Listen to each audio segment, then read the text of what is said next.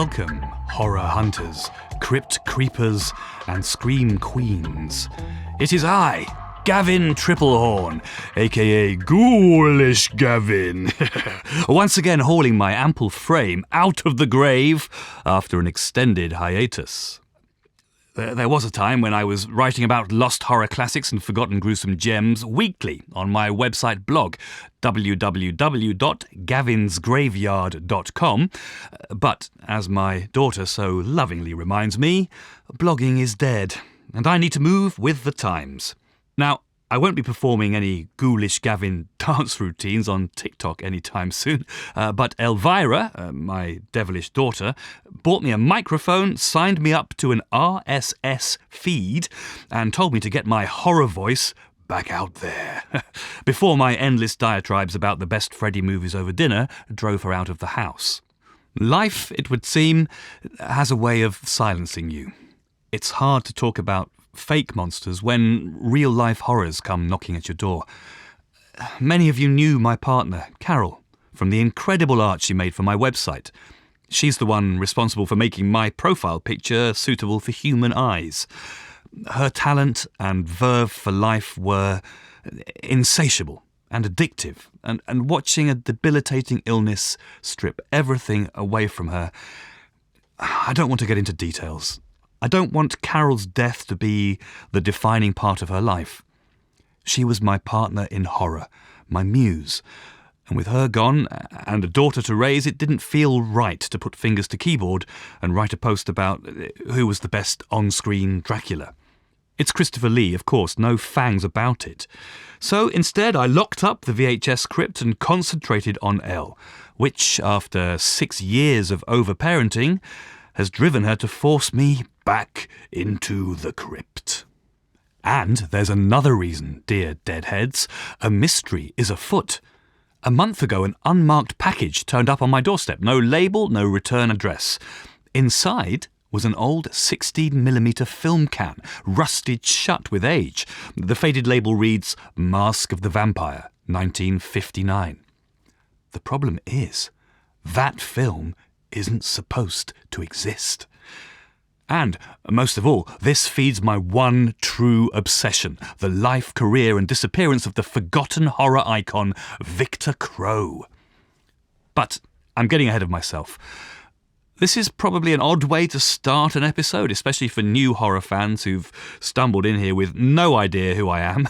So, for those lucky few, let me get you up to speed with a little section I like to call He's Alive! Every horror file has an origin story. Unfortunately, mine doesn't start with a vampire's bite or a cursed family lineage. No, mine begins with a third-generation VHS copy of Zombie Flesh Eaters and a very cross Sunday school teacher. I grew up in Fordwich, a one pub, one shop, one duck pond kind of English town in Kent, where the idea of horror was forgetting to put the bins out on a Tuesday.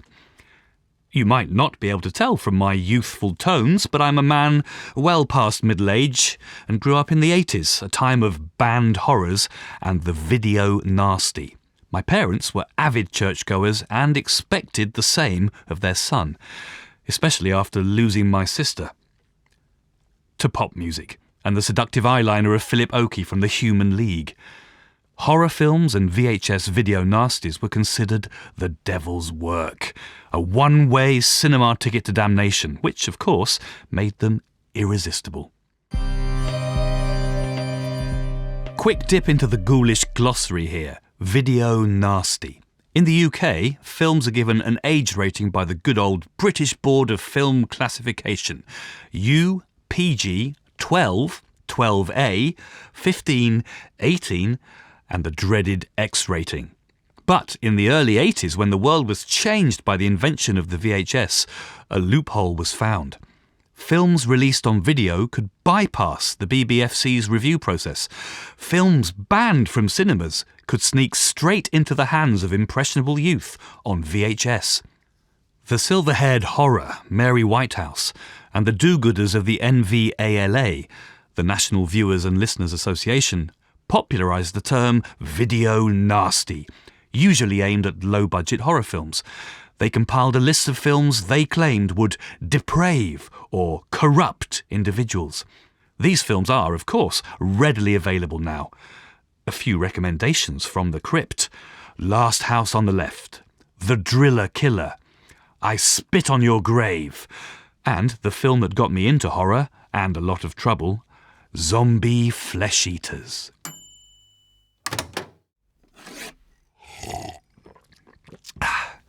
Back to my story. Bad video copies of horror films were passed around the playground like illegal contraband in a prison.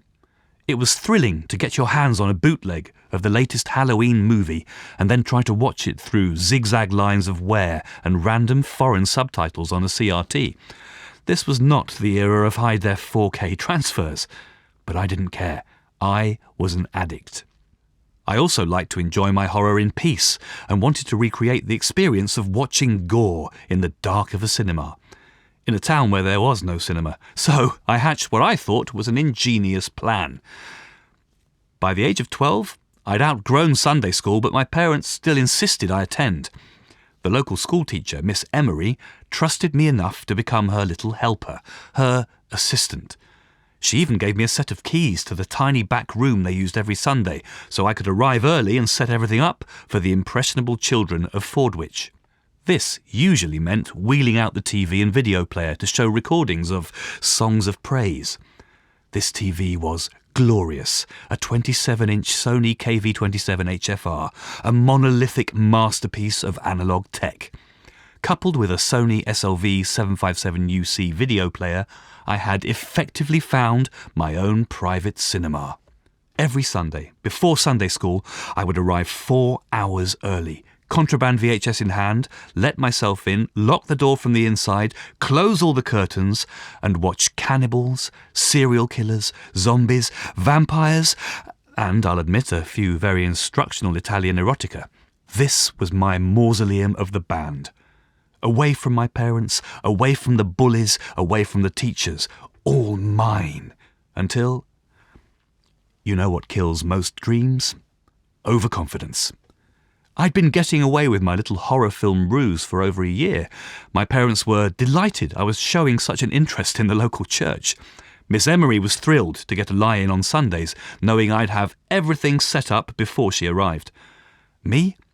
I was so excited to finally get my grubby little mitts on the banned Zombie Flesh Eaters passed down through Andrew Lester's sister's boyfriend's cousin that I forgot my well-tested routine.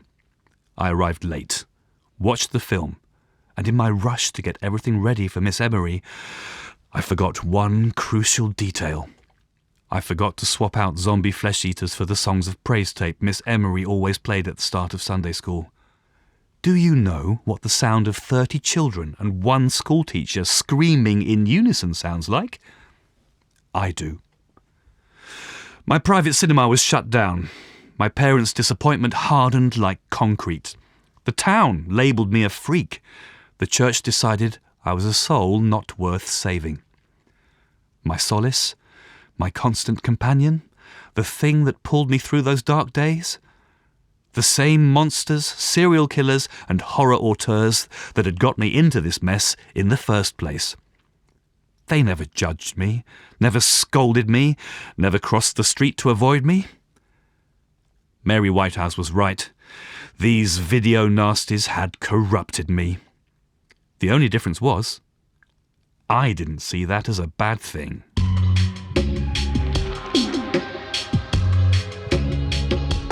Gavin! What the hell has this got to do with Viktor Crowe, a lost film and a rusty film can, I hear you cry? Patience, patience, I'm getting to that. And I'm the one telling my story, so... Now, I'd love to say that desecrating my local Sunday school was the moment my life turned around, that I found my place in the world, VHS horror in hand, middle fingers raised to Fordwich.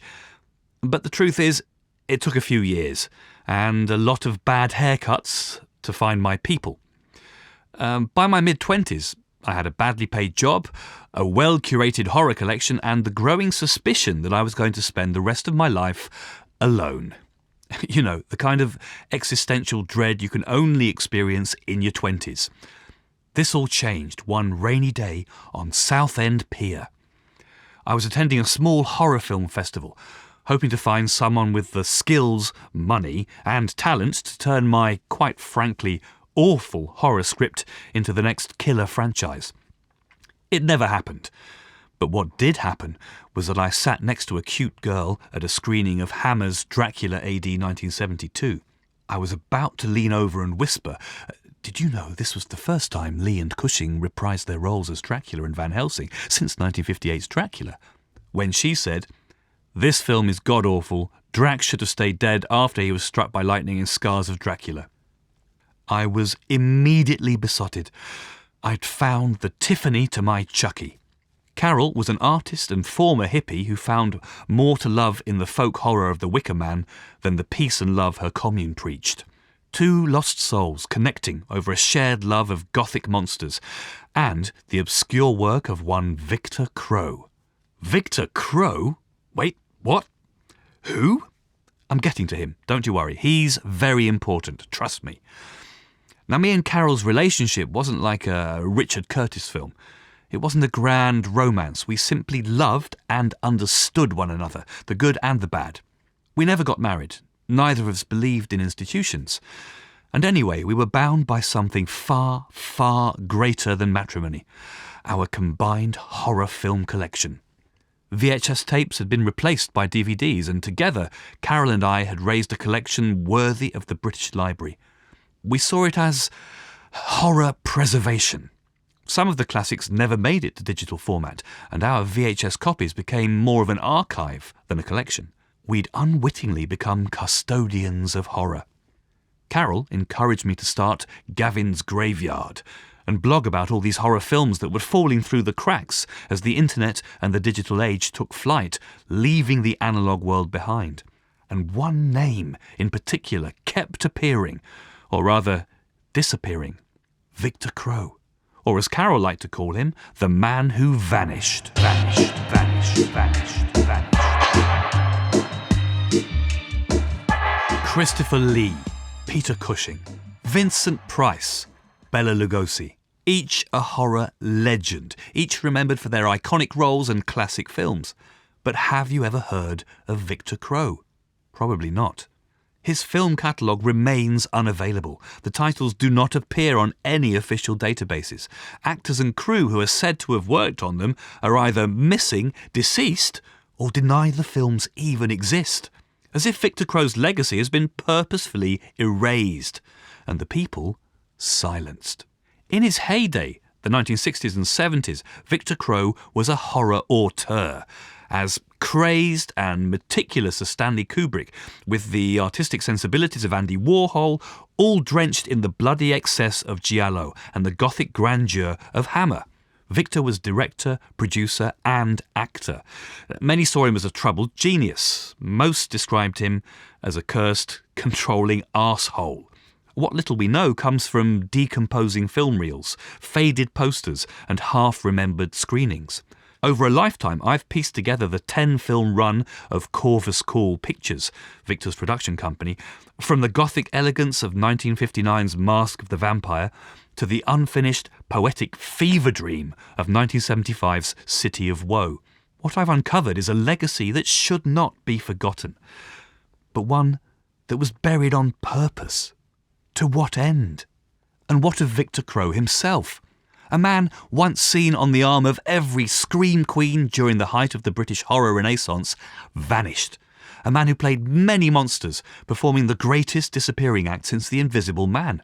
Over the coming weeks, we'll explore the lost films of Viktor Crowe, the other forgotten projects tied to his career, and the tragic family that bankrolled the entire affair.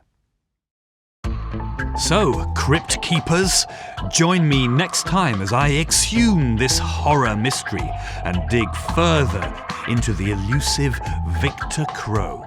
And please bear with me as I move from analogue to digital. My daughter Elle has reminded me to plug my socials. If you have any information or maybe remember seeing one of Viktor's films, apparently you can tag me on Instagram, that's at @Ghoulish_Gavin, or you can email me, which is something I understand, ghoulisgavin@gmail.com. Or alternative... What is that? Oh, wow. I'm catching this live. Yeah, that sound appears to be coming from inside the rusty film can that was sent to me, the supposed reel from Viktor Crowe's Mask of the Vampire. I'll try and get the mic closer. Oh my God, Crypt Keepers, the can is moving across the table. I don't believe this. The can moved. It fell behind my desk. I think the jolt has split it open. I'm shutting the curtains. If there's film reels in there, I don't want it exposed to sunlight. Nitrate film is a combustible thing. The can is stuck between the wall and my desk. I just need to... Oh, Jesus Christ. That's not film. Gavin's Graveyard Gold is a Wyrdworks production featuring Daniel Carter-Hope as Gavin Tripplehorne, recorded, mixed and edited at 5A Studios, written and directed by Paul Williams.